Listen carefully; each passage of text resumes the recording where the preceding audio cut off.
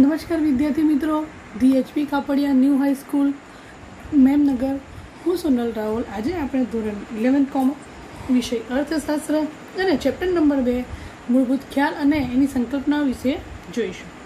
તો વિદ્યાર્થી મિત્રો, આજે આપણે સંપત્તિનો અર્થ અને લક્ષણો વિશેની ચર્ચા કરીશું. દરેક વ્યક્તિને ખબર કે આપણી પ્રોપર્ટી, આપણી મિલકત, આપણી સંપત્તિ શબ્દ કહીએ પણ એની વ્યાખ્યા આપણને આવડતી નથી. એટલે આપણે આ મૂળભૂત ખ્યાલો અને સંકલ્પનાઓ જે શીખીએ છીએ અર્થશાસ્ત્રની અંદર, તેમાં જોઈ જઈએ કે હંમેશા અર્થશાસ્ત્ર એ વિશેષ અર્થ ધરાવે છે દરેક વસ્તુનો. તો અર્થશાસ્ત્રની ભાષાની અંદર સંપત્તિ એટલે શું એ વિશેની આપણે ચર્ચા કરવાની છે. તો સંપત્તિનો અર્થ તમે જોયું તો આપણે ચેપ્ટર નંબર 1ની અંદર શીખી ગયા કે એડમ સ્મિથે પોતાના અર્થશાસ્ત્રની ભાષાની અંદર, પોતાના અર્થશાસ્ત્રની વ્યાખ્યાની અંદર સંપત્તિને મહત્ત્વ આપ્યું હતું. પરંતુ આજે આપણે અહીં આલ્ફ્રેડ માર્શલે પોતાની જે વ્યાખ્યા વ્યક્ત કરી છે એ વિશે આપણે જોઈએ કે આલ્ફ્રેડ માર્શલના મત મુજબ સંપત્તિ એટલે કે જે વસ્તુ ઉપયોગી હોય. શું હોય? કે જે વસ્તુ કેવી હોય? ઉપયોગી હોય. બીજું, જે વસ્તુ કેવી હોય? અછતવાળી હોય. ત્રીજું, જે વિનિમય પાત્ર હોય કે જેની વિનિમય થઈ શકતો હોય. ચોથું, અને જેની વ્યક્તિગત માલિકી થઈ શકતી હોય તેને સંપત્તિ કહેવાય છે. જે વસ્તુ જે રીતે ઘર, આપણે ઘરનું ઉદાહરણ લઈએ તો ઘર એ કેવું છે? ઉપયોગી છે. જે વસ્તુ કેવી હોય છે? ઉપયોગી. એટલે ઘર આપણી માટે ઉપયોગી છે. હા. બીજું, અછતવાળી. આની ઘરની શું જોવા મળે છે? અછત જોવા મળે. જોઈએ એટલા ઘર આપણને કે મળી રહેતા નથી. એની શું હોય છે? અછત હોય છે. ત્રીજું છે વિનિમયપાત્ર. ઘર આપીને તમે અન્ય બીજી વસ્તુ લઈ શકો છો. હા, એ વિનિમય પાત્ર હોવી જોઈએ. ત્રીજું, વ્યક્તિગત માલિકી. કે ઘર એ આપણી પ્રોપર્ટી છે, આપણી સંપત્તિ છે, આપણી પોતાની છે, કે મારું પોતાનું ઘર. અને આપણે જે કરવું હોય, જે પણ એને વેચવી હોય, રાખવી મૂકવી હોય તો એ રાખી મૂકી શકીએ છીએ. એટલે આપણી વ્યક્તિગત માલિકીની એ વસ્તુ બની શકે છે. એટલે કે સંપત્તિ કોને કહેવાય?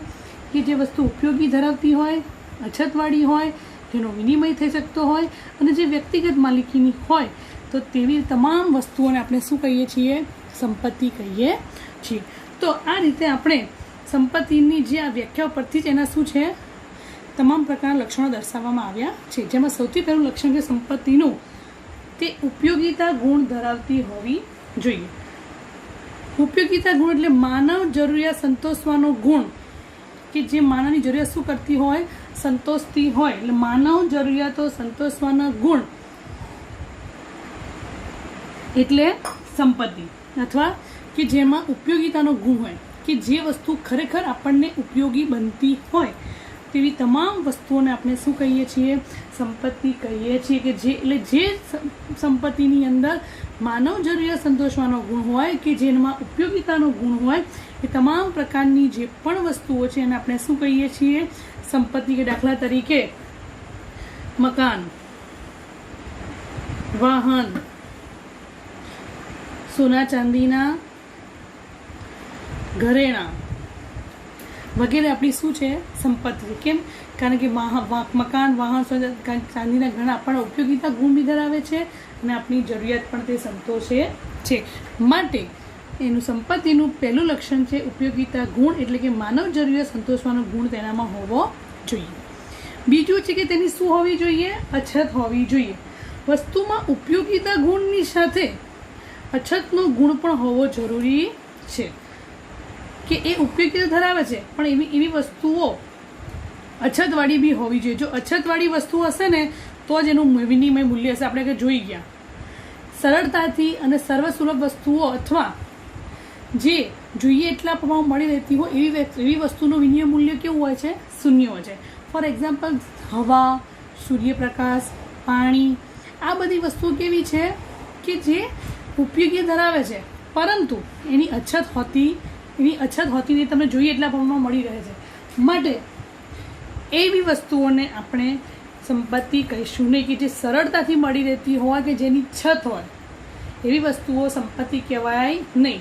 પરંતુ અને એનું વિનિમય મૂલ્ય પણ હોતું નથી. સૂર્યપ્રકાશનું વિનિમય મૂલ્ય ખરી ના, પણ જેટલી વસ્તુઓ ઉપયોગિતા મૂલ્યની સાથે અછત ધરાવતી હશે તો જ એનું વિનિમય મૂલ્ય દર્શાવે છે. એટલે અછતવાળી વસ્તુઓ શું દર્શાવે છે? વિનિમય મૂલ્ય દર્શાવે છે. સર્વસ્વ વસ્તુ બધાને સરળતાથી મળે છે માટે એને સંપત્તિ કહી શકાય નહીં. પણ જે વસ્તુ અછતવાળી હોય અને જેનું ઉપયોગિતા મૂલ્ય હોય તો જ એનું વિનિમય મૂલ્ય હોય તો તેવી જ વસ્તુને આપણે શું કહીશું? સંપત્તિ કહેવાય છે. એટલે સંપત્તિ શું બીજો ગુણ કયો છે? અછત હોવી જોઈએ. ઉપયોગી ગુણ તો હોવી જોઈએ પણ સાથે તેની શું હોવી જોઈએ? અછત હોવી જોઈએ. ત્રીજું છે ભૌતિક કે બાહ્ય રૂપ ધરાવતી હોવી જોઈએ. સંપત્તિ હંમેશા ભૌતિક, જોઈ શકાય, માપી શકાય અને સ્પર્શી શકાય કે જેનું બાહ્ય રૂપ હોવું જોઈએ. તો એ તમામ પ્રકારની જે પણ વસ્તુ તેને આપણે શું કહીએ છીએ? સંપત્તિ છે. વ્યક્તિની અંદર રહેલા જ્ઞાન, સમજ, કળા એ સંપત્તિ નથી. કેમ? કારણ કે એ બધી વસ્તુનો વિનિમય થઈ શકતો નથી. હું મારી આંતરિક શક્તિઓને બીજાની અંદર દાખલ કરી શકતી નથી. હું મારી સમજણને બીજાની અંદર દાખલ કરી શકતી નથી. હું મારા જ્ઞાનને લઈ તું મારું જ્ઞાન તું લઈ લે તો એવું આપણે આપી શકતા નથી. કેમ? કારણ કે એ આપણો શું છે? આંતરિક ગુણ છે. માટે એને આપણે સંપત્તિ કહી શકીએ નહીં. પરંતુ જેનું ભૌતિક રૂપ હોય, જેને જોઈ શકાતી હોય, મારા જ્ઞાનને જોઈ શકાતું નથી, મારી સમજણને જોઈ શકાતી નથી. એટલે જે વસ્તુને માપી શકાતી હોય, સ્પર્શી શકાતી હોય, જેને નરી આંખે જોઈ શકાતી હોય તો તેવી જ વસ્તુઓ બાહ્ય સ્વરૂપવાળી અને ભૌતિક સ્વરૂપવાળી વસ્તુને જ આપણે સંપત્તિ કહીએ છીએ. જ્ઞાન, સમજણ, કળાને સંપત્તિ કહી શકાતી નથી. કેમ? કારણ કે તેનો વિનિમય થઈ શકતો નથી. તે વ્યક્તિનો શું છે? આંતરિક ગુણ છે. આપણે કયો ગુણ જોવાનો છે? બાહ્ય ગુણ. તો જ એને સંપત્તિ કહેવાય. પરંતુ હા, અહીં એક વાત ખાસ યાદ રાખવાની છે કે એક વિચારને સ્પષ્ટ રૂપે નોંધી તમે સંપત્તિ તરીકે રજૂ કરી શકો. તમે એના પેટર્ન્સ કે કોપીરાઇટ તરીકે એને નોંધાવી દો તો તમે એને સંપત્તિ તરીકે ગણાવી શકો. કે તમારા અંદર કોઈ વિચાર આવે અને એ વિચારને તમે શું કરી નાખો? નોંધાવી દો કે આ વ્યક્તિ દ્વારા આ વસ્તુનો વિચાર થયો તો આપણે એને શું કહી શકીએ? એની સંપત્તિ કહી શકીએ છીએ. તમે કોઈ પણ નવી વસ્તુ બનાવો કે નવી વસ્તુ બનાવવાનો વિચાર કર્યો અને એને તમે પોતાનું નામ આપ્યું અને એ નામને તમે શું કરો છો? વસ્તુને તમે તમારા નામે લખાવો છો કે આ વસ્તુનો વિચાર મારા દ્વારા થયો છે તો આપણે એને સંપત્તિ તરીકે કહી શકાય. અને એનું આપણે ખરીદ વેચાણ બી કરી શકીએ. તમે તમારી કોપીરાઇટ્સ કંઈ પણ હોય તો એ કોપીરાઇટ્સને તમે તમારા દ્વારા એ વિચાર આવ્યો છે, તમે એને નોંધાયો છે, તમારા નામ ઉપરથી તમે એ વસ્તુને તમે અન્ય વ્યક્તિને વેચીને તમે શું આઈફોન છે તો આઈફોનની ઉપર જે કોપીરાઇટ તરીકે જે અડધું બટકું ભરેલું જે સફરજન છે એ સફરજનમાં તમે નવી કંપની નવો મોબાઈલ બનાવો તો એની અંદર તમે અડધું સફરજન તમે લઈ ના શકો. કેમ? કારણ કે ઓલરેડી એ અડધા સફરજનનો વિચાર આવી ગયો છે, એને સંપત્તિ તરીકે લોકોએ નોંધાવી દીધો છે. માટે હવે તમે એની કોપી કરી શકો નહીં. પણ હા, એપલ કંપનીવાળા આખો આઈફોનને અને પોતાના લોગોને વેચી દેવા માગતો હોય તો એ સંપત્તિ કહેવાય. પરંતુ તમે એ વ્યક્તિએ ઓલરેડી પહેલાં તેનો વિચાર કર્યો છે, નોંધી રાખેલું, માટે એ સંપત્તિ છે. તમે એને ખરીદી શકો, વેચવા માગતો તો ખરીદી શકો પણ એને તમે એની કોપી કરી શકો નહીં.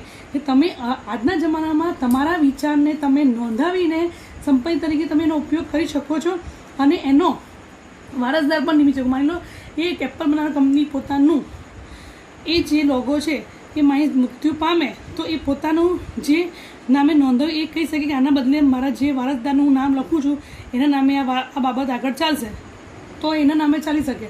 પરંતુ અહીં તમારે તમારા જે વિચાર છે એને શું કરવું પડે? નોંધાવવો પડે અને એ વિચારને સંપત્તિ તરીકે તમે એનું ખરી વેચાણ કરી શકો છો. એટલે વિચારવાની શક્તિ એ ગુણ છે. એટલે વ્યક્તિની વિચારવાની શક્તિ ગુણ છે પણ એ વિચારને અમલમાં લાવીને નોંધાવીને તમે એને શું કરી શકો છો? ઉપયોગ કરી શકો છો સંપત્તિ તરીકે. પણ અહીંયા શું છે? એક વાત યાદ રાખવાની કે વિચારવાની શક્તિ એ પોતાનો ગુણ છે. વિચારવું, હું મારો વિચાર કોઈને આપી શકતી નથી. એ શું છે? આંતરિક ગુણ છે. તેનું હસ્તાંતરણ થઈ શકતું નથી.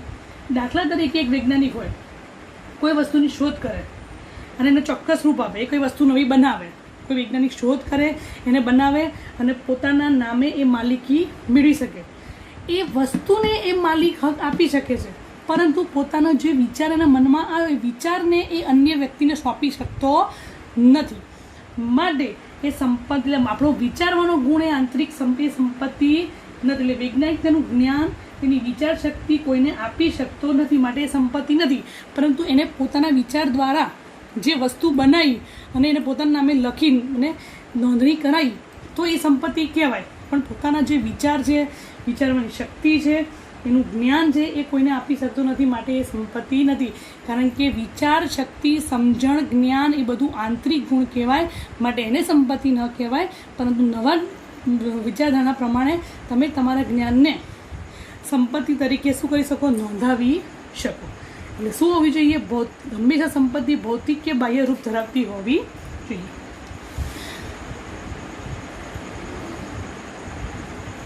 ત્યાર પછી છે ચોથો ગુણ, વિનિમય પાત્ર હોવી જોઈએ. તમે જોઈ શકો છો કે જે વસ્તુ ઉપયોગી હોય પરંતુ વિનિમય પાત્ર ન હોય તે સંપત્તિ કહેવાય નહીં. સંપત્તિનો એક મહત્વનો ગુણ છે શું છે? કે વિનિમય પાત્ર હોવી જોઈએ. કે જેનું ઉપયોગી હોય, ઉપયોગીતા ગુણ ધરાવતી હોવું જોઈએ, જેની અછત હોય, જેનું બાહ્ય રૂપ હોય, પણ જો એ વિનિમય પાત્ર ન હોય તો એ સંપત્તિ કહેવાતી નથી. એટલે સંપત્તિનો અગત્યનો ગુણ શું છે?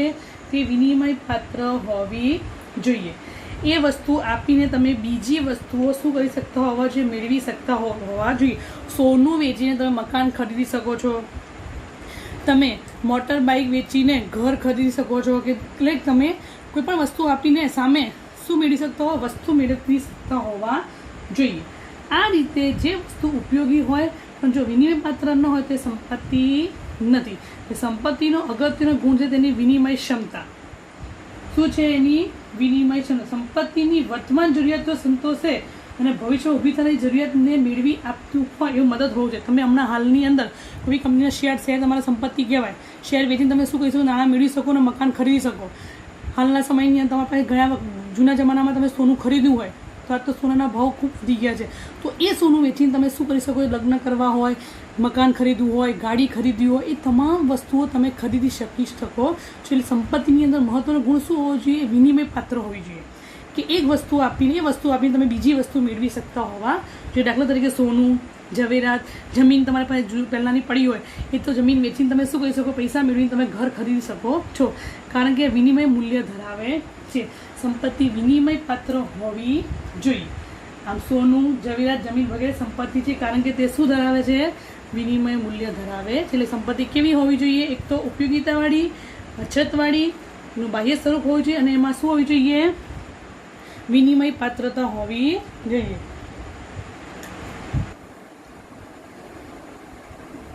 ત્યાર પછી અગત્યનો ગુણ છે ટકાઉપણાનો ગુણ હોવો જોઈએ. વિનિમય પાત્ર હોય ભલે, પણ જે વસ્તુઓ કે સેવાઓ નાશવંત છે એને સંપત્તિ કહેવાય નહીં. સંપત્તિની અંદર ટકાઉપણાનો ગુણ હોવો જોઈએ કે જેને લાંબા સમય સુધી સંગ્રહી શકાતી હોય એવી તમામ પ્રકારની વસ્તુને જ આપણે સંપત્તિ કહીએ છીએ. નાશવંત વસ્તુઓને આપણે સંપત્તિ કહેતા નથી. જે જથ્થાને લાંબા સમય સુધી રાખી શકાતો નથી તે સંપત્તિ ગણાય નહીં. કે જેનો તરત જ નાશ થઈ જતો હોય અથવા કે જેનો લાંબા સમય સુધી તમે ઉપયોગ કરી શકતા ન હોય તેવી વસ્તુને આપણે સંપત્તિ કહી શકો નહીં. દાખલા તરીકે સોનું લાંબા સમય સંગ્રહી શકાય એટલે માટે સંપત્તિ. જમીન તો બી લાંબા સમય સંગ્રહી શકાય. શેર પણ તમારી સંપત્તિ કહી શકાય. તમે આજે ઓછા ભાવે શેર લીધા હોય અને 10 વર્ષ પછી એના ભાવ વધી જાય અને એ શેરને તમે વેચીને નાણાં મેળવી શકતા હો અને એનાથી વસ્તુ ખરીદી શકતા હો તે સંપત્તિ કહેવાય. એટલે શેર પણ તમારી શું છે? જંગમ મિલકત કહી શકાય. પરંતુ શ્રમિકોનો શ્રમ, મેં હમણાં કોઈ શ્રમ કાર્ય કર્યું તો એને હું સંગ્રહ કરી શકતી નથી. મારું શ્રમ કાર્ય જે ટાઈમ પર થયું એ થઈ ગયું. ફરીથી એ શ્રમનો ઉપયોગ એ બીજી વખત કરી શકતી નથી. કેમ? કારણ કે એ શ્રમ મારો શું છે? નાશવંત છે. જે જગ્યાએ મેં મારું શ્રમ કાર્ય કર્યું એ શ્રમ પતી ગયો. પાછી બીજી વખત મારે કોઈ કામ કરવું હોય, મેં એક 11th એની અંદર લેક્ચર લીધો, મારું શ્રમ કાર્ય કર્યું, તો 11th બીની અંદર મારે એનું શ્રમ કામ ના આવે. કેમ? મારે 11th બીની અંદર ફરીથી લેક્ચર લેવો જ પડે અને એ વાત સમજાવવી જ પડે, મારું પાછું શ્રમિક કાર્ય કરવું જ પડે. એ કેવું છે? એક જગ્યાએ મેં 11th એમાં મારો લેક્ચર લીધો અને મેં શ્રમ કાર્ય કર્યું તો મારો શ્રમ પૂરો થઈ ગયો, નાશવંત થઈ ગયો. હવે એને હું સંગ્રહીને એ જ વસ્તુ પછી 11th બીની અંદર કંઈ રિપીટ થવાનું નહીં, મારે ફરીથી જવું પડે, ફરી શ્રમ કાર્ય કરવો પડે છે. એટલે શ્રમનો શ્રમિક એ કેવો છે? નાશવંત છે. શિક્ષણ કે ખેડૂત દ્વારા ઉત્પાદન થતી વસ્તુઓ એ બી કેવી? શિક્ષણ જે કાર્ય કરે છે એ બી કેવું છે? નાશવંત છે. ખેડૂત દ્વારા ઉત્પન્ન થતી વસ્તુઓ પણ કેવી છે? નાશવંત. શાકભાજી, ફળફળાદી, દૂધની બનાવટો, આ બધી વસ્તુઓ કેવી છે? નાશવંત, જેને આપણે સંપત્તિ કહી શકીએ નહીં. કેમ? કારણ કે એને આપણે લાંબા ગાળા સુધી ટકાવી શકતા નથી. હા, પરંતુ હાલના જમાનાની અંદર તમામ પ્રકારની તકનીકી સેવાઓને કારણે, ટેકનોલોજીને કારણે તમે આજની નાસ્તન વસ્તુઓને લાંબા ગાળા સમય સુધી એવી વ્યવસ્થા કરવામાં આવી, એવી વસ્તુઓ શોધાઈ છે કે તમે લાંબા ગાળા સુધી તમે એનો ઉપયોગ કરીને સંપત્તિ તરીકે રાખી શકો. કોલ્ડ સ્ટોરેજ જેવી વસ્તુઓ છે, તો અમુક વસ્તુઓને કારણે તમે શું કરશો, લાંબા સમય સુધી સંગ્રહ કરીને એને સંપત્તિ તરીકે ઉપયોગ કરી શકો. અને આ રીતે તમે જુઓ તો ખેડૂતો હવે કેટલાક ઉત્પાદકો, જે તે બટાકા છે, તો એને લાંબા સમય સુધી સંગ્રહી રાખવા માટે તમે શું કરી શકો, એને કોલ્ડ સ્ટોરેજમાં મૂકીને લાંબા સમય સુધી સંગ્રહી રાખી શકો છો. આમ સંપત્તિના આપણે મુખ્ય કેટલા ગુણ જોયા? 5 ગુણ. સૌથી પહેલો ગુણ છે તે ઉપયોગીતા ગુણ ધરાવતી હોવી જોઈએ. બીજું છે તેની અછત હોવી જોઈએ. ત્રીજું છે તે ભૌતિક અને બાહ્ય રૂપ ધરાવતી હોવી જોઈએ. ચોથું છે એ વિનિમયપાત્ર હોવી જોઈએ. પાંચમું છે એનામાં ટકાઉપણાનો ગુણ હોવો જોઈએ. આ રીતે આપણે સંપત્તિનો અર્થ અને એના લક્ષણો જોયા. હવે જોઈશું આપણે સંપત્તિના પ્રકારો. તો સંપત્તિના મુખ્ય કેટલા પ્રકાર છે? 4. વ્યક્તિગત સંપત્તિ અને સામાજિક સંપત્તિ, રાષ્ટ્રીય સંપત્તિ અથવા આંતરરાષ્ટ્રીય. 2 માર્ક્સ અથવા 3 માર્ક્સમાં આ ક્વેશ્ચન વારંવાર પૂછાય છે. કાં તો એમ જ પૂછાય કે વ્યક્તિગત સંપત્તિ કોને કહેવાય, ઉદાહરણ આપો. તો વ્યક્તિગત સંપત્તિ અને સામાજિક સંપત્તિ વિશે ઉદાહરણ દ્વારા સમજાવો, અથવા રાષ્ટ્રીય સંપત્તિ કોને કહેવાય અને આંતરરાષ્ટ્રીય સંપત્તિ કોને કહેવાય એ વિશેની માહિતી જોઈશું. તો વ્યક્તિગત સંપત્તિ એટલે જે સંપત્તિની માલિકીની વપરાશ કેવી હોય, માલિકી અને વપરાશ ખાનગી કે વ્યક્તિગત હોય, તો તેવી સંપત્તિને કઈ સંપત્તિ કહેવાય? વ્યક્તિગત. કે જેની વપરાશ વ્યક્તિ માલિક પોતે એકલો જ કરતો હોય, અથવા ખાનગી વ્યક્તિ દ્વારા થતી હોય, અથવા વ્યક્તિગત રીતે થતી હોય, તો એવી સંપત્તિને આપણે કઈ સંપત્તિ કહીએ છીએ? વ્યક્તિગત સંપત્તિ. ફોર એક્ઝામ્પલ, પોતાની માલિકીનું મકાન, પોતાનું વાહન, પોતાના સોના ચાંદીના દાગીનાઓ, પોતાના ખરીદેલા શેર, એ બધું શું કહેવાય? વ્યક્તિગત સંપત્તિ. કે જેનો ઉપયોગ વ્યક્તિગત રીતે, એનો વપરાશ માલિકી ખાનગી રીતે કરતો હોય, તો તેને વ્યક્તિગત સંપત્તિ કહેવાય છે. તો સામાજિક સંપત્તિ કોને કહેવાય? તો સામાજિક સંપત્તિ એટલે કે જે સંપત્તિની માલિકી અને વપરાશ સમાજ કે સમૂહ દ્વારા થતો, કે જેનો વપરાશ વ્યક્તિગત રીતે નહીં પરંતુ સામૂહિક રીતે, સામૂહિક એટલે બધા લોકો જેનો વપરાશ કરે, સમાજના બધા સામૂહિક સમાજ દ્વારા તેનો વપરાશ થતો હોય, તો તેવી સંપત્તિને કઈ સંપત્તિ કહેવાય? સામાજિક સંપત્તિ. ફોર એક્ઝામ્પલ, સમાજ માટેની વાડી, સમાજ માટેના તમામ પ્રકારના જે પણ હોલ અથવા સમાજ માટે જે પણ વસ્તુઓ બનાવી હોય, કે જેનો ઉપયોગ એક વ્યક્તિ માટે નહીં પણ સમાજના તમામ લોકોને સામૂહિક રીતે ઉપયોગ થતો હોય. સામૂહિક બગીચો તમે જુઓ તો કે આપણે એટલા માટે, તો કોર્પોરેશન દ્વારા તમામ વસ્તુઓનો ઉપયોગ, તમે મ્યુનિસિપાલિટી દ્વારા જેવી વસ્તુનો ઉપયોગ કોઈ એક વ્યક્તિ ના કરી શકે, બધા લોકો તેનો ઉપયોગ કરી શકતા હોય, તેને કઈ સંપત્તિ કહેવાય? સામાજિક સંપત્તિ. એટલે વ્યક્તિગત સંપત્તિ એટલે કે જેની માલિકી વપરાશ ખાનગી વ્યક્તિ દ્વારા થતી હોય, તો એ વ્યક્તિગત સંપત્તિ કહેવાય. અને જેનો વપરાશ સમાજ અથવા સમૂહ દ્વારા થતો હોય, તો તેને કઈ સંપત્તિ કહેવાય? સામાજિક સંપત્તિ કહેવાય છે. ત્યારબાદ આવે છે રાષ્ટ્રીય સંપત્તિ. દેશની માલિકીની સંપત્તિને રાષ્ટ્રીય માલિકીની સંપત્તિ કહેવાય. દેશની માલિકીની સંપત્તિ રાષ્ટ્રીય સંપત્તિ કહેવાય. એટલે કે દેશની અંદર આવેલી તમામ પ્રકારની સંપત્તિ એ દેશની સંપત્તિ એટલે રાષ્ટ્રીય સંપત્તિ કહેવાય. આપણા રાષ્ટ્ર ભારત દેશ છે, આપણો ભારત રાષ્ટ્ર છે, એ રાષ્ટ્રની અંદર જેટલા પણ, દાખલા તરીકે નદી, પર્વતો, રણ, જાહેર રસ્તાઓ, તેમજ ઐતિહાસિક ઇમારતો, તાજમહેલ આપણું શી કહેવાય? ભારત દેશની સંપત્તિ કહેવાય. કુતુબ મિનાર, ઝુલતા મિનારા, આપણા દેશની નર્મદા નદી હોય કે ગંગા નદી હોય, બધી કઈ કહેવાય? આપણી પ્રોપર્ટી, રાષ્ટ્રીય પ્રોપર્ટી કહેવાય. આપણા દેશના રણ, એ બધી બાબતો કચ્છનું રણ કહેવાય, તે આપણે શું કહેવાય? આપણી પોતાની પ્રોપર્ટી કહેવાય. આપણા ત્યાં હિમાલય પર્વત આપણે શું કહેવાય? ગિરનાર પર્વત આપણી પ્રોપર્ટી કહેવાય. કોની? દેશની, આપણા રાષ્ટ્રની સંપત્તિ કહેવાય. તે દેશની માલિકીની અંદર આવેલી સંપત્તિ રાષ્ટ્રીય સંપત્તિ કહેવાય. ફોર એક્ઝામ્પલ, દેશની નદી, પર્વતો, રણ, જાહેર રસ્તાઓ, આપણા જાહેર ઇમારતો, આપણી મેં કીધું તાજમહેલ, કુતુબ મિનાર, તમામ પ્રકારની જેટલી પણ બધી બાબત, જે ઇમારતો ઐતિહાસિક છે બધી આપણી શું કહેવાય છે? રાષ્ટ્રીય સંપત્તિ કહેવાય છે. આપણા સામૂહિક વારસો, સાહિત્ય, આપણું સ્થાપત્ય આપણી રાષ્ટ્રીય સંપત્તિ કહેવાય.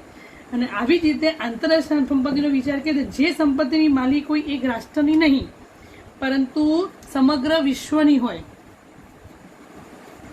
કોઈ એક રાષ્ટ્રની નહીં પરંતુ કોની હોય? સમગ્ર વિશ્વની હોય તો તેને આંતરરાષ્ટ્રીય સંપત્તિ કહેવાય. કે જે સંપત્તિ કોઈ એક રાષ્ટ્રની નહીં પરંતુ સમગ્ર વિશ્વની હોય તો તેને આપણે શું કહીએ છીએ? આંતરરાષ્ટ્રીય સંપત્તિ કહીએ છીએ. દાખલા તરીકે કોઈ પણ દેશની, ભારત દેશની બોર્ડર છે, તે બોર્ડર છોડીને જે પણ મહાસાગરો છે, દરિયો છે, એ શું કહેવાય? વિશ્વની સંપત્તિ કહેવાય છે. પેસિફિક મહાસાગર આવી જાય, હિન્દ મહાસાગર આવી જાય, એ પછી આપણી હદ બતાવ્યા પછી જે પણ દરિયો છે, હદ બતાવ્યા પછીનો તે તમામ જે દરિયો જે છે એ બધું શું કહેવાય? આપણું વિશ્વની સંપત્તિ કહેવાય છે. તો આ રીતે આપણે સંપત્તિના કેટલા પ્રકાર જોઈએ? મુખ્ય 4 પ્રકાર: વ્યક્તિગત સંપત્તિ, સામાજિક સંપત્તિ, રાષ્ટ્રીય સંપત્તિ અને આંતરરાષ્ટ્રીય સંપત્તિ. તો હવે પછીના વિડીયોની અંદર આપણે કલ્યાણ